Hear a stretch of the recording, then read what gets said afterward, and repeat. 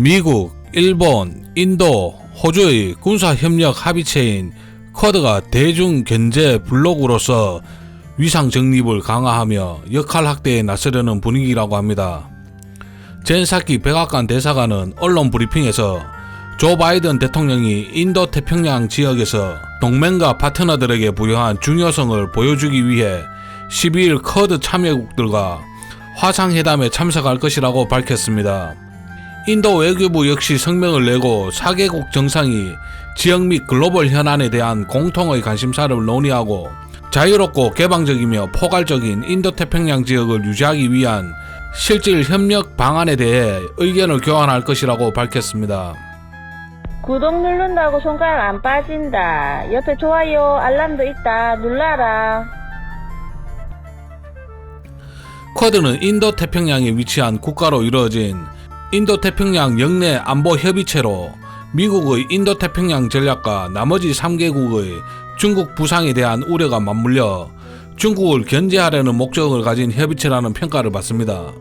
쿼드는 2019년 9월 도널드 트럼프 전 대통령 재임 시절 출범해 뉴욕에서 첫 외교장관 회담을 개최했고 2020년 10월에는 일본에서 두 번째 외교장관 회담을 했습니다.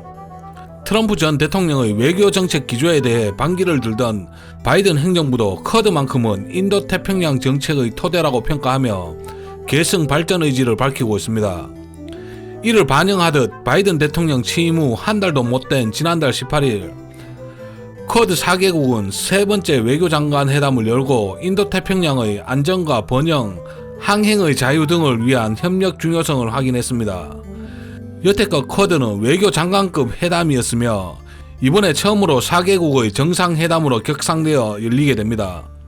이들 국가 간 인도태평양 지역에서 중국의 영향 확대를 저지할 필요가 있다는 공감대가 형성되어 대중 봉쇄의 강도를 높이겠다는 의미로 해석된다고 합니다. 실제로 쿼드는 중국의 영향력 확대에 맞서기 위해 미국이 주도하는 협력체인 만큼 정상회의가 개최될 경우 본격적인 중국 압박에 시동이 걸릴 전망입니다.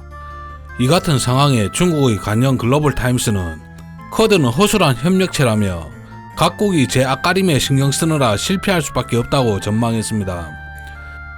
먼저 인도의 경우 지난해 중국 접경지역에서 유혈 사태를 벌리면서 최악의 상황으로 치달았지만 지난달 국경병력을 철수하면서 관계회복에 들어갔다는 관측이 나오고 있는 상황이라고 합니다. 반중 시위와 불매운동으로 최대 교역국 지위를 잃었지만 올해 미국을 누르고 다시 중국이 최대 교역국으로 올라섰습니다. 챔펑 청와대 국가전략연구원 연구부 주임은 9일 인도가 미국 주도 방위체계에 원활하게 편입되기는 어려울 것이라며 더구나 미국의 무기는 인도가 감당할 수 없을 정도로 비싸다고 지적했습니다. 중국이 미국과 인도의 국방협력은 실체가 없다며 깎아내리는 것도 사실 인도는 대부분 군사 장비를 러시아에서 수입하고 있어 미국이 주도하는 군사협력에 인도의 무기와 장비는 호환이 되기 어려울 것으로 예상됩니다. 양시위 중국 국제문제연구소 연구원은 뉴델리가 공개적으로 워싱턴 편을 들어 베이징을 자극하지 않을 것이라며 중국 앞에서 미국과 협력을 부각시켜 영향력을 높이려는 인도의 허세일 뿐이라고 분석했습니다.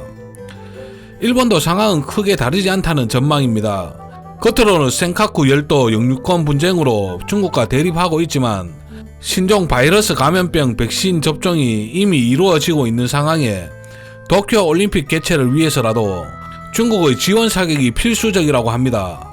세계 최대 자유무역협정인 영내 포괄적 경제 동반자 협정 RCEP과 한중일 FTA 등 양국은 경제적으로 얽혀있는 호재도 많고 일본이 주도하는 포괄적 점진적 환태평양 경제 동반자 협정 CPTPP 가입에 적극적인 중국을 외면하는 건 쉽지 않은 일이라고 합니다. 앞서 7일 왕이 중국 외교부장은 기자회견에서 인도를 향해 위협의 대상이나 경쟁자가 아닌 친구이자 파트너가 되어야 한다고 강조했고 또 일본에 대해서는 도쿄올림픽을 거론하며 중일 관계에서는 지역 안정과 평화에 상호 이익이 될 것이라고 밝혔다고 합니다. 쿼드에 참가하는 양국을 향해 노골적인 유화 제스처를 보낸 셈이라고 합니다. 한국의 경우 트럼프 행정부 때 쿼드를 확대해 중국 주변의 다른 나라까지 참여시키는 쿼드 플러스 구상에 문재인 정부는 한중 관계 등을 고려해 조심스러운 입장을 보여왔다고 합니다. 그러나 트럼프 정부의 쿼드 외교 정책 기조를 그대로 이어받은 바이든 행정부가 중국 압박을 넘어 민주주의의 가치를 앞세운 협의체로 쿼드를 확대할 경우 한국도 여기서 빠질 명분이 줄어든다고 합니다. 대북 정책 협조를 끌어내고 한미 동맹을 강화하는 차원에서도 쿼드 플러스 참여 쪽으로 기울 가능성이 있고 한미일 협력 메시지로 활용될 수도 있다고 합니다. 바이든 행정부는 지난달 24일부터 반도체, 전기차, 배터리, 히토류 등 핵심 품목 공급망 점검에 나서는 등 중국 옥죄기에 이미 착수한 상태라고 합니다. 또 중국 업체 하웨이에 이어 샤오미 제품 구매 중단 추가 조치 같은 공세 카드도 만지작거리고 있는 중이라고 합니다. 주식 격언에 공격은 최대의 방어라는 말이 있습니다. 요즘 같은 시기에 방어는 최대의 공격이라고 말하고 싶습니다.